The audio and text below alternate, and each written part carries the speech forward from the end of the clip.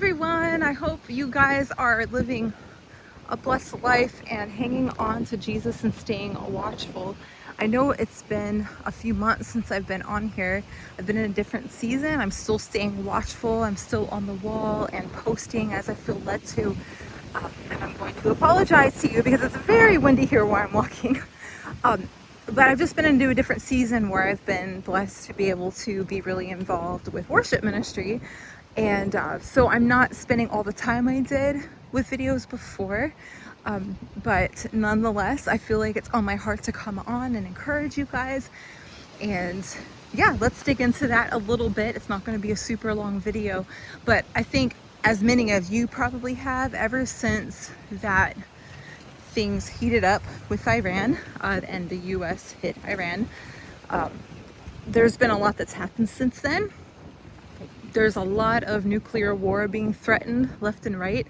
I know that a lot of us have been watching this for years and it feels like we've been in this game of nuclear chicken, but now with the Strait of Hormuz being shut, and I don't think there's any petroleum going through that way.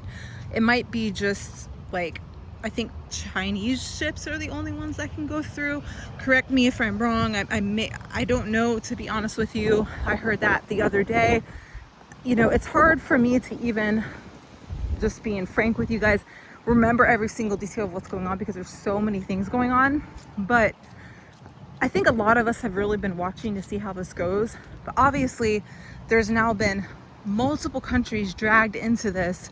You know, oil is very likely the spoil that Ezekiel 38 through 39 is based off of. Like, it's most likely what triggers that war according to Bible scholars, which I'm not a Bible teacher or a Bible scholar, but spoil and oil are basically, they're most likely the same thing. So now that oil is being fought over, and there's probably more than a dozen countries now involved in this, it looks like we could be seeing the beginnings of Ezekiel 38. Okay, so you have Iran and Russia and China, who we've known for years have been in the same bed together, so to say. And you have the strikes, you know, the back and forth between Iran and Israel. And it really just looks like this is going to turn into something global. And that here in the US, there's even been threats of Iran hitting us, for example, on the West Coast. There's been talks about a ground invasion there, and there's been talks about the draft here in the US. So I don't know how much of that is going to come to pass while the Great Restrainer is here, but I do know that a lot has already happened that looks like it's pointing right to that. And there's also a bunch of other prophecies like Jeremiah 49. There's also the destruction of Damascus, was it Isaiah 17:1. I think it's Zechariah 12. There's multiple prophecies stacking on one another that we've been watching for years, but now that the Strait of Hormuz is blocked, I think this is going to be a catalyst to all of these things taking off. So this short encouragement to look up is not so much about dates. It's about just knowing that the season has to be here.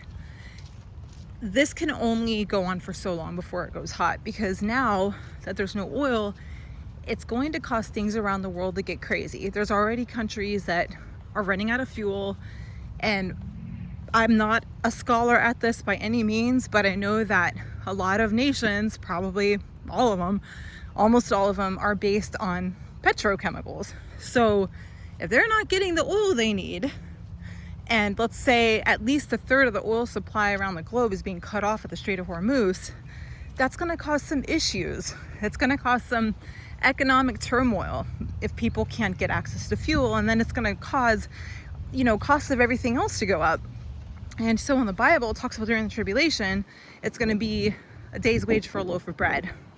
So we're seeing that get set up now.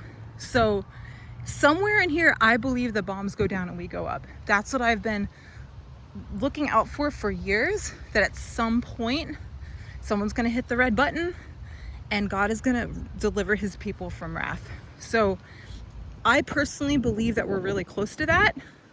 It could be this month, it could be into April. I do know that we're in the season of the spring feasts, which I don't believe the rapture has to be on the spring feast, and there's different calendars.